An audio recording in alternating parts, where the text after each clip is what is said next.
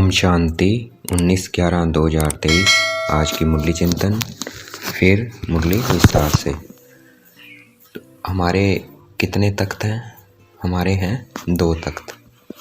एक कौन सा तख्त है? एक हमारा है भृगुटी के मध्य में और दूसरा है बाबा का दिल तख्त। और शिव बाबा का सिर्फ एक ही तख्त है, वो है परम धाम, क्योंकि उनका अपना कोई शरीर नहीं है, इसलिए उनका अपना कोई तख्त नहीं है। इस ब्राह्मण जीवन का श्वास है खुशी, तो कुछ भी हो जाए खुशी नहीं जानी चाहिए। इसकी खुशी नहीं जाएगी। जो हमेशा खुश रहता है वो सतयुग में पक्का आएगा, तो खुशी नहीं जानी चाहिए।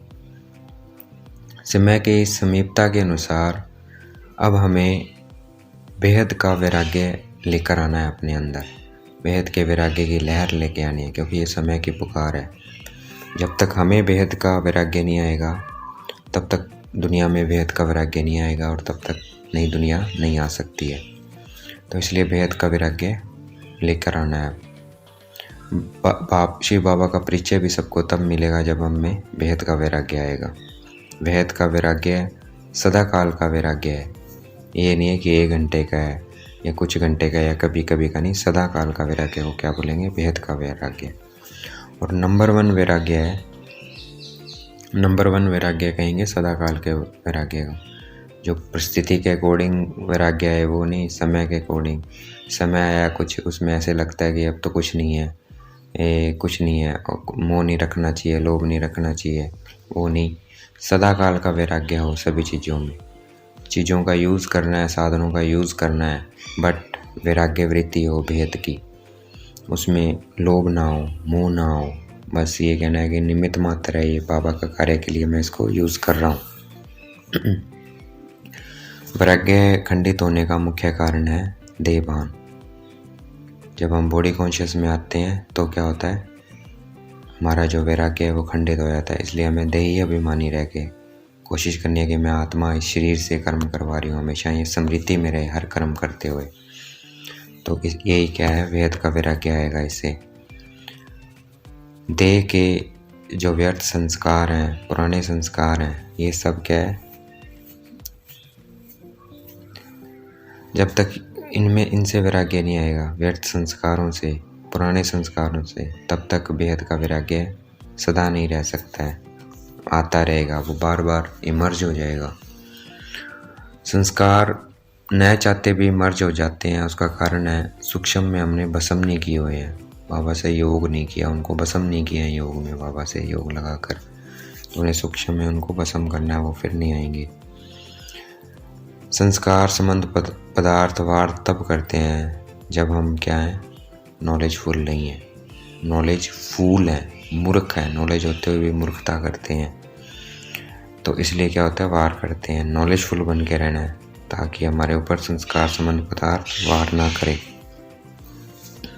डायमंड जुबली का अर्थ है डायमंड बनना, अर्थात बेहद का वैराग्य। तो हमें वैराग्य लेके आना है। सेकंड में ऐश्वर्य हो जाएं, उसका फाउंडेशन है, उसका फाउंडेशन भी क्या है? बेहद का वैराग्य है। देखो बेहद के वैराग्य की कितनी इंपॉर्टेंस है। फल फौरन मिले, उसकी योग्य धरनी क्या है? उसकी योग्य धरनी भी है वैराग्य। भाई हम चाहते हैं कि फल जल्दी जल्दी मिले बाबा के ज्ञान में, जब जल्दी से जल्दी प्रजा बने, जल्दी जल्दी परमात्मा का परिचय मिले। उसके लिए क्या चाहिए? बेहद का वैराग्य। अब मुरली विस्तार से 19/11/2023 प्रातः मुरली मधुबन, रिवाइज्ड मुरली 3/4/1996। ओम शांति अव्यक्त बाप दादा। ओम शांति बाबा बाप दादा। आज की अव्यक्त मुरली है, सेवाओं के साथ साथ बेहद की वैराग्य वृत्ति द्वारा पुराने व व्यर्थ संस्कारों से मुक्त बनो। क्या करना हमें? सेवाओं के साथ साथ बेहद का वैराग्य लेके आना है। कैसे लेकर आएंगे? कि सब आत्मा है, मैं निमित्त आत्मा हूँ, शिव बाबा करवा रहे हैं, सब शिव बाबा के हैं, सब मैं ट्रस्टी हूँ, सब कुछ क्या है? शिव बाबा का है। इस तरह से क्या होगा? पुराने व व्यर्थ संस्कारों से, इससे हम व्यर्थ संस्कार और पुराने और व्यर्थ संस्कारों से मुक्त बनेंगे। आज बेहद का बाप अपने बेहद के सदा सहयोगी साथियों को देख रहे हैं। चारों ओर के सदा सहयोगी बचे सदा बाप के दिल पर, दिल तख्त नशीन निराकार बाप को अपना अकाल तख्त भी नहीं है, लेकिन तुम बच्चों को कितने तख्त हैं। तो बाप दादा तख्त नशीन बच्चों को देख सदा हर्षित रहते हैं। वाह मेरे तख्त नशीन बच्चे, बच्चे बाप को देखकर खुश होते हैं और आप सभी बाप दादा को देख खुश होते हो। लेकिन बाप दादा कितने बच्चों को देख खुश होते हैं, क्योंकि हर एक बच्चा विशेष आत्मा है। चाहे लास्ट नंबर भी है, लेकिन फिर भी लास्ट होते भी विशेष, कोटों में कोई में कोई भी लिस्ट में है। इसलिए एक एक बच्चे को देख बाप को ज़्यादा खुशी है, वह आपको है। बाप दादा पूछ रहे हैं कि किसको खुशी है, आप बाप को ज़्यादा खुशी है या आपको? दोनों को। बाप को कितने बच्चे हैं, जितने बच्चे उतनी खुशी, और आपको सिर्फ डबल खुशी है बस। आपको परिवार की भी खुशी है, लेकिन बाप की खुशी सदा काल की है, और आपकी खुशी सदा काल है या कभी नीचे ऊपर होती है। बाबा पूछ रहे हैं भाई मेरी ऐसी बच्चों को मिलकर मेरी खुशी क्या है, सदा काल की है, दिल तख्त नशीन और सहयोगी बच्चों को मिलकर। लेकिन आपकी खुशी क्या है, सदा काल की है या कभी नीचे ऊपर होती है? बाप दादा समझते हैं कि ब्राह्मण जीवन का श्वास खुशी है, खुशी नहीं तो ब्राह्मण जीवन नहीं है, और अविनाशी खुशी है, कभी कभी वाली नहीं है, परसेंटेज वाली नहीं। खुशी तो खुशी है, आज 50% खुशी है, कल 100% है, तो जीवन का श्वास नीचे ऊपर है ना। बाप दादा ने पहले भी कहा है कि शरीर चला जाए लेकिन खुशी नहीं जाए, तो यह पाठ सदा पक्का है या थोड़ा थोड़ा कच्चा है, सदा अंडरलाइन है। तो बाबा कहते हैं कि खुशी कभी नहीं जानी चाहिए, चाहे शरीर चला जाए, तो ये बात अंडरलाइन करो। कभी कभी वाले क्या होंगे, सदा खुशी में रहने वाले पास विद ऑनर, और कभी कभी खुशी में रहने वाले को धर्मराज के पास धर्मराजपुरी में पास करनी पड़ेगी। तो बाबा कहते हैं जो सदा खुश रहते हैं वो क्या है, वो पास विद ऑनर है, लेकिन जो कभी कभी खुश रहते हैं उनको धर्मराजपुरी को पास करना होगा, क्योंकि वहाँ हिसाब होगा ना, तो उसे पास करना पड़ेगा। पास विद ऑनर वाले 1 सेकंड में बाप के साथ जाएंगे, रुकेंगे नहीं। तो आप सब कौन हो, पूछ रहे हैं बाबा आप कौन हो, सदा खुशी रहने वाले या कभी कभी खुशी वाले, साथ चलने वाले या रुकने वाले? बाबा कहते धर्मराजपुरी में रुकना है कि साथ चलना है? साथ चलने वाले। बाबा ने पूछा रुकने वाले और साथ चलने वाले, तो कहा साथ चलने वाले। तो बाबा कहते ऐसा चार्ट है, साथ चलने वाला चार्ट है, क्योंकि विशेष डायमंड जुबली के वर्ष में बाप दादा की हर एक बच्चे के प्रति क्या शुभ आशा है वह तो जानते हो ना। बाप दादा ने सभी बच्चों को चार्ट देखा, उसमें क्या देखा कि वर्तमान समय के प्रमाण एक बात का विशेष और अटेंशन चाहिए। चार्ट देखा बाबा ने, उसमें बाबा कह रहे उसमें एक और अटेंशन है। जैसे सेवा में बहुत उमंग उत्साह से आगे बढ़ रहे हो और डायमंड जुबली में विशेष सेवा का उमंग उत्साह है, इसमें पास हो। बाबा कहते हैं उमंग उत्साह में तो पास हो, सेवा के उमंग उत्साह में पास हो। हर एक यथाशक्ति सेवा कर रहे हैं और करते रहेंगे, वरदान दे दिया बाबा ने, कर रहे हैं और सेवा करते रहेंगे। लेकिन अब विशेष क्या चाहिए, समय समीप है, तो समय की समीपता के अनुसार बाबा कहते समय बहुत नज़दीक है, उसके अनुसार अब क्या चाहिए, अनुसार अब कौन सी लहर होनी चाहिए, वैराग्य की। कौन सी लहर होनी चाहिए अब समय की समीपता के कारण, वैराग्य की। कौन सा वैराग्य, हद का या बेहद का, बाबा पूछ रहा है। तो कौन सा वैराग्य चाहिए हमें, हद का नहीं बेहद का। जितना सेवा का उमंग उत्साह है उतना समय की आवश्यकता प्रमाण, सब स्थिति में बेहद का वैराग्य कहाँ तक है, पूछ रहे हैं बाबा कहाँ तक है, क्योंकि आपकी सेवा की सफलता है जल्दी से जल्दी प्रजा तैयार हो जाए। सेवा की सफलता क्या है, जल्दी से जल्दी प्रजा तैयार हो जाए। इसलिए सेवा करते हो ना, है ना, किस लिए करते हैं हम, भाई जल्दी जल्दी प्रजा तैयार होते। तो जब तक आप निमित्त आत्माओं में बेहद की वैराग्य वृत्ति नहीं है तो अन्य आत्माओं में भी वैराग्य वृत्ति नहीं आ सकती है। तो जल्दी से जल्दी प्रजा कब बनेगी, जब हम में बेहद की वैराग्य वृत्ति आएगी, तब अन्य आत्माओं में वैराग्य वृत्ति आएगी। अगर नहीं आएगी तो उनमें भी नहीं आ सकती है। और जब तक वैराग्य वृत्ति नहीं होगी तो जो चाहते हो कि बाप का परिचय सबको मिले वह नहीं मिल सकता है। तो सबको बाप का परिचय मिलने का आधार बाबा ने बता दिया है क्या होना चाहिए। बेहद की वैराग्य होनी चाहिए, फिर ही सबको परिचय मिलेगा।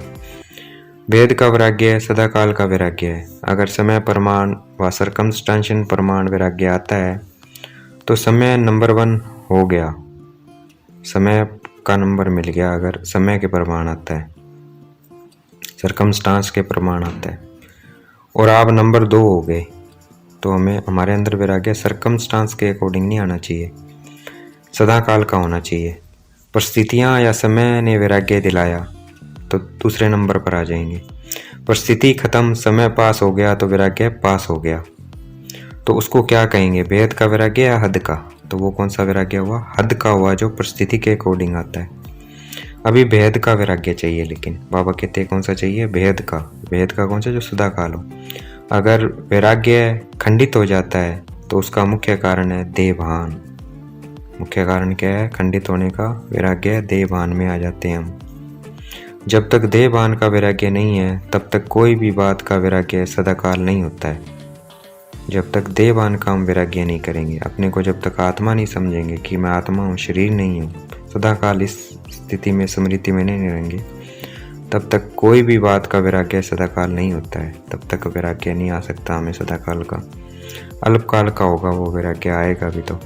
संबंध से वैराग्य यह बड़ी बात नहीं है। संबंध से वैराग्य वह तो दुनिया में भी कईयों को दिल से वैराग्य आ जाता है, लेकिन यहाँ देहभान के जो भिन्न भिन्न रूप हैं, उन भिन्न भिन्न रूपों को तो जानते हो ना।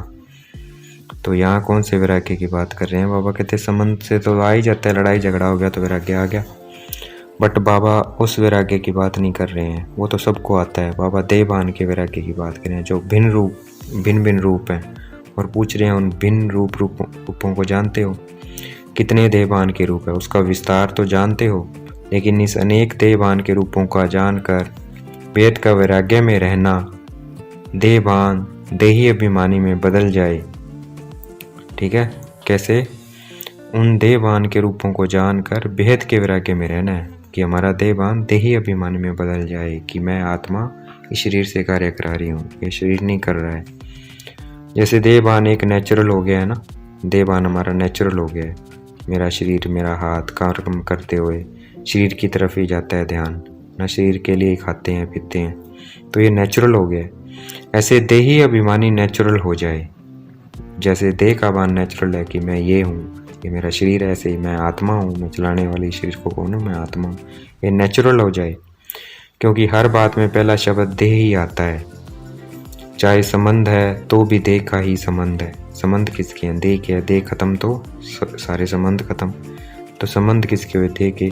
पदार्थ है तो देह के पदार्थ हैं सारे, देह के लिए चाहिए हमें पदार्थ जो भी है। तो मूल आधार देहभान है। तो मूल आधार क्या हुआ? देहभान। जब तक किसी भी रूप में देहभान है तो वैराग्य वृत्ति नहीं हो सकती। देहभान होगा तो वैराग्य वृत्ति नहीं आ सकती। और बाप दादा ने देखा कि वर्तमान समय जो देहभान का विघन है, तो बाप दादा ने देखा वर्तमान समय में जो देहभान का विघन है उसका कारण है कि देह के जो पुराने संस्कार हैं उससे वैराग्य नहीं है। पुराने संस्कारों से वैराग्य नहीं है, वो क्या है? वही कारण है देहभान का। पहले देह के पुराने संस्कारों से वैराग्य चाहिए। संस्कार स्थिति से नीचे ले आता है। संस्कार के कारण सेवा में व संबंध संपर्क में विघन पड़ते हैं। विघन किससे पड़ते हैं? संस्कार से। संस्कार के कारण सेवा में व संबंध संपर्क में विघन पड़ते हैं। तो रिजल्ट में देखा कि देह के पुराने संस्कार से जब तक वैराग्य नहीं आया है तब तक भेद का वैराग्य सदा नहीं रहता है। संस्कार भिन्न भिन्न रूप से अपने तरफ आकर्षित कर लेते हैं, तो जहाँ किसी भी तरफ आकर्षण है वहाँ वैराग्य नहीं हो सकता है। तो चेक करो कि मैं अपने पुराने व व्यर्थ संस्कार से मुक्त हूँ। तो बाबा कहते चेकिंग करो, क्योंकि वैराग्य नहीं आ सकता उनके कारण, व्यर्थ और पुराने संस्कारों से। कितनी भी कोशिश करेंगे, करते भी हैं कि वैराग्य वृत्ति में रहें, लेकिन संस्कार कोई के पास या मेजॉरिटी के पास किसी न किसी रूप में ऐसे प्रबल हैं जो अपनी तरफ खींचते हैं। तो पहले पुराने संस्कारों से वैराग्य। संस्कार न चाहते भी मर्ज हो जाते हैं, क्यों? बाबा पूछ रहे हैं क्यों ही मर्ज होते हैं? आप चाहते नहीं हो कि ये पुराने संस्कार नहीं आए, फिर भी मर्ज हो जाते हैं। तो कहते हैं पुराने संस्कार क्यों ही मर्ज हो जाते हैं ना चाहते हुए? चाहते नहीं हैं तो, लेकिन सूक्ष्म में संस्कारों को भस्म नहीं किए। उसका कारण क्या बताया क्यों ही मर्ज होते हैं? क्योंकि उनको मैंने सूक्ष्म में भस्म नहीं किया। कहाँ न कहाँ अंश मात्र रहे हुए हैं, छिपे हुए हैं। वह उस समय पर ना चाहते हुए भी मर्ज हो जाते हैं। फिर कहते हैं चाहते तो नहीं थे, लेकिन क्या करें, हो गया, हो जाता है। यह कौन बोलता है? देहभान या देही अभिमानी? अब पूछ रहे हैं कौन बोलता है? ये बोलता है देहभान कि हो गया। देही अभिमानी कभी ऐसा नहीं बोलेगा। तो बाप दादा ने देखा कि संस्कारों से वैराग्य वृत्ति में कमजोरी है। ख़त्म किया है लेकिन अंश भी नहीं हो, ऐसे ख़त्म नहीं किया है। और जहाँ अंश है तो वंश तो होगा ही। आज अंश है, समय प्रमाण वंश का रूप ले लेता है, परवश कर देता है। कहने में तो सभी क्या कहते हैं कि जैसे बाप नॉलेजफुल है वैसे हम भी नॉलेजफुल हैं, लेकिन जब संस्कार का वार होता है तो नॉलेजफुल हैं या नॉलेजफुल है, फूल है। और पूछ रहे हैं तब नॉलेजफुल हो या नॉलेज फूल हो? भाई नॉलेज का ज्ञान ही है, क्या है? नॉलेजफुल की बजाय नॉलेज फूल बन जाते हो, मतलब मूर्ख बन जाते हो। उस समय किसी से भी पूछो तो कहेंगे हाँ समझती तो मैं भी हूँ, समझा तो मैं भी हूँ, होना नहीं चाहिए, करना नहीं चाहिए, लेकिन हो जाता है। तो नॉलेजफुल हुए या नॉलेज फूल हुए? बाबा पूछ रहे हैं मूर्ख हुए कि ज्ञानवान हुए? मूर्ख हुए ना। नॉलेजफुल अर्थात नॉलेज को खींचने वाले, नॉलेजफुल अर्थात नॉलेज को खींचने वाले। फूल हैं जो मूर्ख हैं, जो वो ज्ञान को खींचते हैं। जो नॉलेजफुल हैं, जो भरे हुए हैं ज्ञान से, उसे कोई भी संस्कार संबंध पदार्थ वार नहीं कर सकता है उसके ऊपर। जो नॉलेजफुल होगा उस पर कभी वार नहीं करेगा। तो डायमंड जुबली बना रहे हो? बाबा पूछ रहा है। डायमंड जुबली का अर्थ है डायमंड बनना। डायमंड जुबली अर्थ है डायमंड बनना, हीरा बनना अर्थात। तो बाबा कहते हीरे बने हो। हीरा बनना अर्थात वेद के वैरागी बनना। जो वेद का वैरागी है वही क्या है? डायमंड है। जितना सेवा का उमंग है उतना वैराग्य वृत्ति का टेंशन नहीं है। बाबा कहते वैराग्य पे टेंशन नहीं है, अपने पे टेंशन नहीं है कि मैं कौन हूँ। जितना सेवा का उमंग है उतनी अपने भी टेंशन रखना है कि मैं आत्मा इस शरीर से कर्म करवाने वाली हूँ। वेद की वैराग्य वृत्ति पुराने संस्कार और व्यर्थ से। इसमें अलबेलापन है। बाबा कहते इसमें अलबेलापन है। चलता है, होता है, हो जाएगा, समय आएगा तो ठीक हो जाएगा, ऐसे सोचते रहते हैं, उसको ठीक नहीं कर रहे हैं। तो समय आपका शिक्षक है या बाबा शिक्षक है? तो बाबा पूछ रहे हैं कौन शिक्षक है? समय पे करोगे तो कोई फ़ायदा नहीं है। मैं जो शिक्षा दे रहा हूँ उसके अकॉर्डिंग करोगे तो कौन है? शिव बाबा शिक्षक है। अगर समय पर परिवर्तन करेंगे तो आपका शिक्षक तो समय हो गया और आपकी रचना आपका शिक्षक हो, ये ठीक है? तो बाबा कहते समय क्या है? हमारी रचना है। अगर हमारी रचना ही हमारा शिक्षक हो गया तो ये ठीक नहीं है। तो जब ऐसी परिस्थिति आती है तो क्या कहते हो? समय पर ठीक कर लूँगी, हो जाएगा। बाप को भी दिलासा देते हैं, फिक्र नहीं करो, हो जाएगा, समय पर बिल्कुल आगे बढ़ जाएंगे, ऐसे बाबा को दिलासा देते हैं। तो समय को शिक्षक बनाना ये आप मास्टर रचयिता के लिए शोभता नहीं है। तो बाबा कहते हैं समय को कभी शिक्षक नहीं बनाना, ये हमें शोभा नहीं देता है, क्योंकि वो क्या है? हमारी रचना है। समय अच्छा लगता है? बाबा पूछ रहे हैं अच्छा लगता है? नहीं, समय रचना है। आप मास्टर रचयिता हो तो रचना मास्टर रचयिता का शिक्षक बने, या मास्टर रचयिता की शोभा नहीं है। तो अभी जो बाप दादा ने समय दिया है उसमें वैराग्य वृत्ति को मर्ज करो, क्योंकि सेवा की खींचतान में वैराग्य वृत्ति खत्म हो जाती है। वैसे सेवा में खुशी भी मिलती है, शक्ति भी मिलती है और प्रत्यक्ष फल भी मिलता है, लेकिन वेद का वैराग्य खत्म भी सेवा में ही होता है। इसलिए तो बाबा कहते हैं सेवा में वैराग्य भी खत्म होता है, तो इस पर ध्यान रखो। इसलिए अब अपने अंदर इस वैराग्य वृत्ति को जगाओ। कल अब पहले भी बने तो आप ही थे कि और थे। बाबा पूछ रहे हैं कि हम कल्प कल्प की विजयी आत्मा हो, हम पहले भी बने थे और अब भी बनेंगे। आप ही है ना, बाबा पूछ रहे हैं कि बने थे आप ही है ना, सिर्फ मर्ज है। कहते वो चीज़ आप में दबी हुई है, उसको मर्ज करो, उसका आह्वान करो। जैसे सेवा के प्लान को प्रैक्टिकल में इमर्ज करते हो तब सफलता मिलती है ना, तो सेवा भी कैसे होती है, मर्ज फॉर्म में होती है। पहले हम सोचते हैं, फिर मर्ज कैसे होती है, जब उसे कर्म में ले आते हैं। तो वैसे ही बाबा कहते हैं अपने इसको भी इमर्ज करो। ऐसे सभी वेद के वैराग्य वृत्ति को इमर्ज करो, चाहे कितने भी साधन प्राप्त हैं। और साधना तो आपको दिन प्रतिदिन ज़्यादा ही मिलने हैं साधन। तो बाबा कहते हैं ऐसे अभी वेद की वैराग्य वृत्ति को इमर्ज करो, चाहे कितने भी साधन प्राप्त हैं। और साधन तो आपको दिन प्रतिदिन ज़्यादा ही मिलने हैं, बाबा कह रहे हैं। लेकिन वेद की वैराग्य वृत्ति के साधन मर्ज नहीं हो, हमेशा क्या हो, इमर्ज हो। साधन और साधना का बैलेंस हो, क्योंकि आगे चल कर के प्रकृति आपकी दासी होगी, सत्कार मिलेगा। इसलिए हमें बैलेंस रखना है साधन और साधना में। सत्कार मिलेगा, सम्मान मिलेगा, लेकिन सब कुछ होते वैराग्य वृत्ति कम नहीं हो। तो भेद की वैराग्य वृत्ति का वायुमंडल स्वयं में अनुभव करते हो कि सेवा में बिजी हो गए हो। तो बाबा कहते हो वैराग्य वृत्ति अनुभव करते हो, सेवा में बिजी हो जाते हो। जैसे दुनिया वालों को सेवा का प्रभाव दिखाई देता है ना, ऐसे वेद का वैराग्य वृत्ति का प्रभाव दिखाई दे। जैसे सेवा का प्रभाव होता है, वैसे वेद की वैराग्य वृत्ति का भी हो। आदि में आप सभी की स्थिति क्या थी? कराची में जब थे, बाहर की कोई सेवाएं नहीं थी, साधन थे, लेकिन वेद की वैराग्य वृत्ति के वायुमंडल ने सेवा को बढ़ाया। बाबा कह रहे हैं कराची में भी क्या था, बाहर की कोई सेवाएं नहीं थी, लेकिन साधन थे, लेकिन वेद की वैराग्य वृत्ति ने, वायुमंडल ने सेवा को बढ़ाया, उस वैराग्य वृत्ति ने सेवा को बढ़ाया। तो जो भी डायमंड जुबली वाले हैं, उनमें आदि संस्कार हैं, अब मर्ज हो गए हैं। तो अब फिर से इस वृत्ति को इमर्ज करो।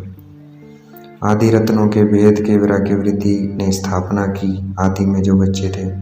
अभी नई दुनिया की स्थापना के लिए फिर से वही वृत्ति, वही वायुमंडल इमर्ज करो। तो कहता है शुरू में तो था जब यह यज्ञ शुरू हुआ था, लेकिन अब फिर से हमें वो वैराग्य वृत्ति इमर्ज करो। तो सुना क्या जरूरत है, सुना ना क्या है, बेहद की वैराग्य वृत्ति। साधन ही नहीं है, साधन ही नहीं है और कहो हमको तो वैराग्य है, तो कौन मानेगा। भाई साधन नहीं है फिर कहो हमें वैराग्य, कोई नहीं मानेगा। साधन हो और वैराग्य हो। पहले के साधन और अभी के साधनों में कितना अंतर है। साधना छिप गई है और साधन प्रत्यक्ष हो गए हैं। अच्छा है, साधन बड़े दिल से यूज़ करो, क्योंकि साधन आपके लिए ही है, लेकिन साधना को मर्ज नहीं करो। अब कहते साधन चाहे यूज़ करो, लेकिन साधना को मर्ज नहीं करो, उसको भी मर्ज करो। बैलेंस पूरा होना चाहिए। जैसे दुनिया वालों को कहते हो कि कमल पुष्प समान बनो, तो साधन होते हुए कमल पुष्प समान बनो। साधन बुरे नहीं है, साधन तो आपके कर्म का, योग का फल है, लेकिन वृत्ति की बात है। बाबा कहते हैं साधन क्या है, आपके कर्म और योग का फल है, लेकिन वृत्ति की बात है। ऐसे तो नहीं कि साधन के प्रवृत्ति में साधनों के वश फंसे तो नहीं जाते हो, प्रवृत्ति में रहते साधनों के वश फंसना नहीं है। कमल पुष्प समान न्यारे और बाप के प्यारे, यूज करते हुए उनके प्रभाव में नहीं आए न्यारे। साधन भेद की वैराग्य वृत्ति को मर्ज नहीं करे। अभी विश्व अति में जा रही है, अभी दुनिया किस में जा रही है, अति में जा रही है। अभी आवश्यकता है सच्चे वैराग्य वृत्ति की, और वह वायुमंडल बनाने वाले आप हो, पहले समय में फिर विश्व में। तो वो वायुमंडल वेद का हमें बनाना है, पहले खुद में फिर विश्व में। तो डायमंड जुबली वाले क्या करेंगे, लहर फैलाएंगे ना। आप लोग तो अनुभवी हैं, शुरू का अनुभव है ना, सब कुछ था। देसी घी खाओ जितना खा सकते हो, फिर भी वेद की वैराग्य वृत्ति।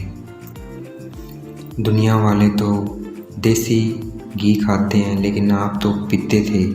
वो कहते वो खाते थे और आप पीते थे। घी की नदियाँ देखी। तो डायमंड जुबली वालों को विशेष काम करना है। आपस में इकट्ठे हुए हो तो रूह रिहान करना है। जैसे सेवा की मीटिंग करते हो वैसे इसकी मीटिंग करो। जो बाप दादा कहते हैं चाहते हैं सेकंड में अशरीरी हो जाए, उसका फाउंडेशन यह वेद की वैराग्य वृत्ति है।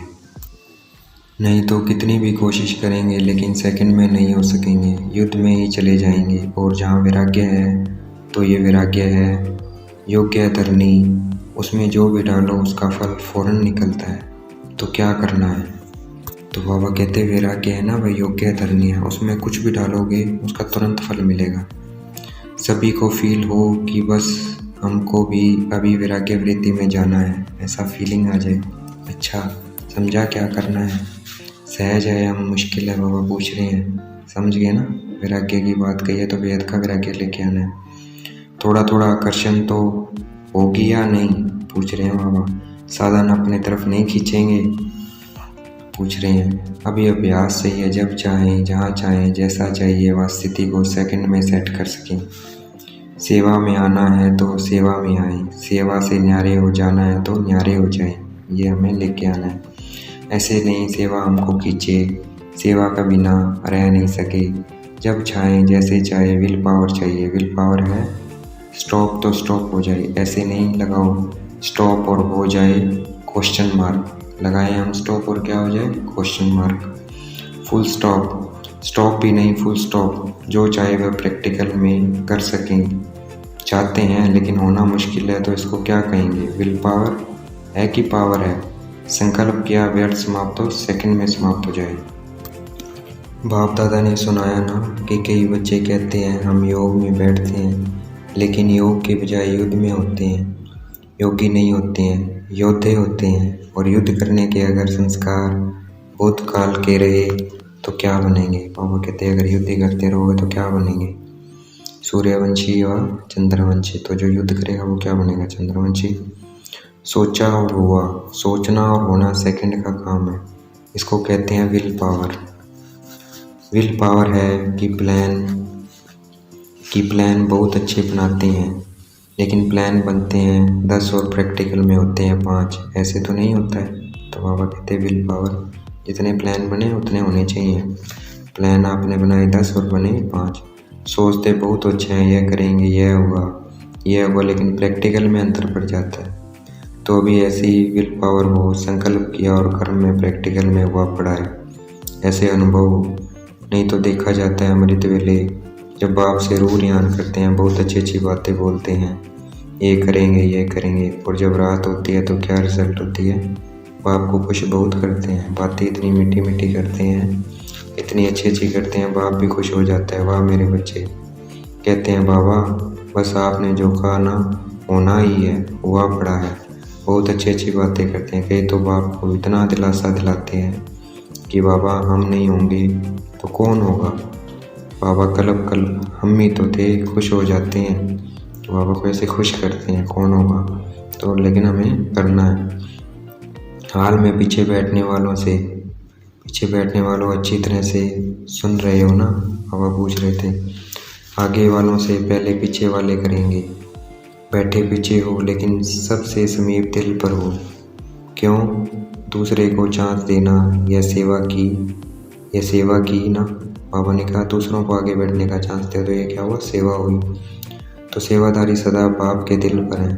कभी भी ऐसे नहीं सोचना है कि हम भी अगर दादियाँ होती ना तो ज़रा सा, लेकिन सामने तो क्या दिल पर हो। तो बाबा कहते हैं ऐसे मत सोचो, जो आगे हैं वो है दिल पर। कौन है?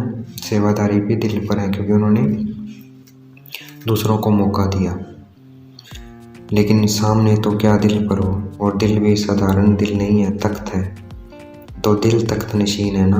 कहाँ भी बैठे हो, चाहे इस कोने में बैठे हो, चाहे नीचे बैठे हो, चाहे कैबिन में बैठे हो, लेकिन बाप के दिल पर हो। अच्छा देखेंगे बाप दादा हमें याद प्यार दे रहे हैं। चारों ओर के तख्त नशीन श्रेष्ठ भाग्यवान आत्माएं, सदा भेद के वैराग्य वृत्ति से वायुमंडल बनाने वाली विशेष आत्माएं, सदा अपने श्रेष्ठ विशेषताओं को कार्य में लगाने वाली विशेष आत्माएं, सदा एक बाप के साथ और श्रीमत के हाथ को अनुभव करने वाले समीप आत्माओं को बाप दादा का याद प्यार और नमस्ते।